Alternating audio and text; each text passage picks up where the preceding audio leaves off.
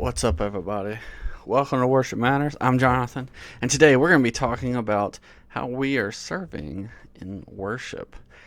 Before we do, if you're new here, go ahead and subscribe. If you enjoy this video, give us a like. And if you got anything about worship you want me to talk about, or if you got any songs you want me to review, let me know in the comments. I'd love to check it out. All right, so today we're going to be talking about serving in worship.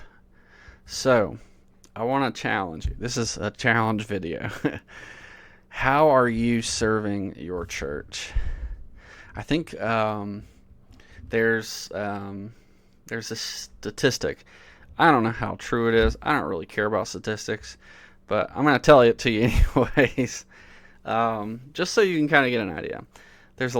People will talk about how,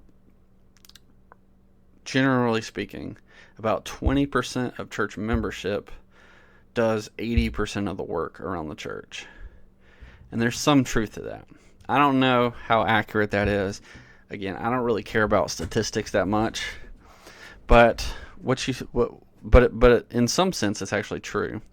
And I think some of this stems from our belief, whether it's unconscious or conscious. I think it's an unconscious belief that many people have that worship is passive. I think some of that comes from this idea that going to church, singing songs, hearing a sermon is like the extent of what is going on in church worship. But as I've talked about before, worship is not a passive thing. Worship is an active event.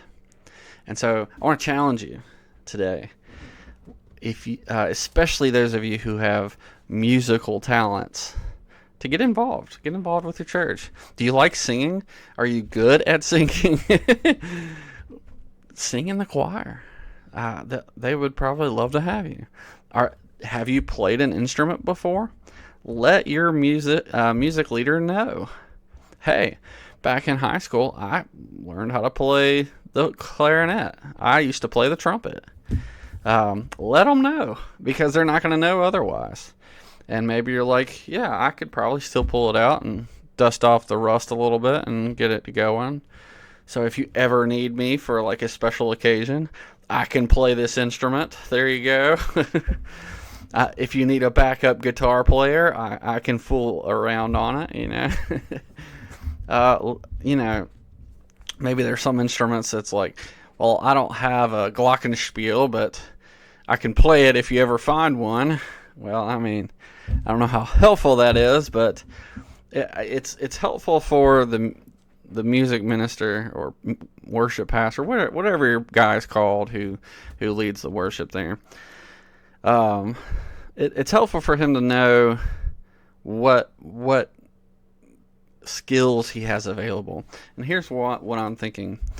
God has given his church, every local church, what it needs to do the work of ministry, both in the local area, but also to provide within itself. And not that we don't have our faults. And sometimes we often have needs, but God is really good at fulfilling those needs. And so maybe you're just really good at praying. Maybe you're really good at sharing the gospel. Maybe you're really good at singing. Maybe you're really good at cooking. And you'd be like, talk to your pastors and be like, hey, how can I use this gift to serve the church? I'm sure they would love to help you with that. But here I'm thinking specifically with musicians. I think that any gift that you have, feel free to talk to your pastor about it. I'm sure that he would love to help you. I'm sure he would love to help find ways that they could use your gifts that God has given you for the glory of God. One of the guys at my church, he's great at mechanic. And so, not that he has his own profession, but he can work around cars really well, and so everybody in the church knows if you have car trouble, just ask because he can help. I'm a musician. I play in church. That's one of my gifts. So but if you're not actively participating in church, I'm not saying everybody has to be a musician. Not everybody's an eye. Not everybody's an ear. Not everybody's a nose. Everybody has their own gifts. Some are a little more in front of everybody, and some are not. And that's good. That's okay. So if you're not a good singer, don't feel pressured to go sing in front of people. If you're not a musician, don't feel pressured to go be a musician. But if you are, that's who I'm looking for. If you are a musician, what are you doing? Why don't you go volunteer? I'm sure they would love to have you. If you're good at it, God has given you these skills, these abilities. Go use it for the worship of God. I don't see why you would hold it to yourself. God gave you that gift for a reason, to minister to and to bless the people of God, and really, to give God glory. So, if you've been hesitating, you don't know whether you fit in the choir, you don't know if your random instrument would really be helpful, just talk to your pastors, talk to your music guy, let them know and say, hey, I don't know if this will ever come up, but I used to play saxophone in college.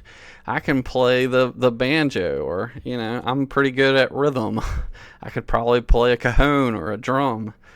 Let them know. I'm sure that they can potentially find ways to help. And if not, hey, nothing. There's no problem with that. So just be mindful. Sometimes it's hard for us to see in and of ourselves ways that we can minister to the church. And some people are really gifted in finding ways to plug people's skills into the greater ministry of the church. And so your pastors are probably pretty good at that. So let them know. See what you can do to actively participate in the worship of God, be it in the worship service or in the general activities of the church. God gave you these skills. God gave you these giftings, and the church needs them. That is why God gave them to you, and the people need it. The people need you. Don't be treating church passively. Be active about how we worship God. Be active in how we treat the people of God. And yeah, I think God will bless you. I think God will bless that skill, and He'll bless your church because of that. So there's my thought for the day. Hope it finds you well.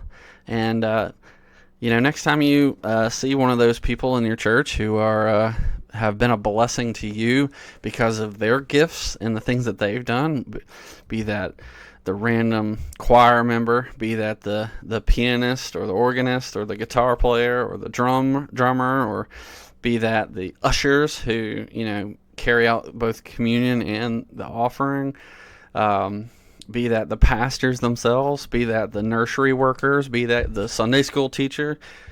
Give them a thank you and say, hey, thank you for what you do. Thank you for using your gift to glorify God and to help the church. That's all I got. Thanks for watching, guys. I'll catch you next time. Peace.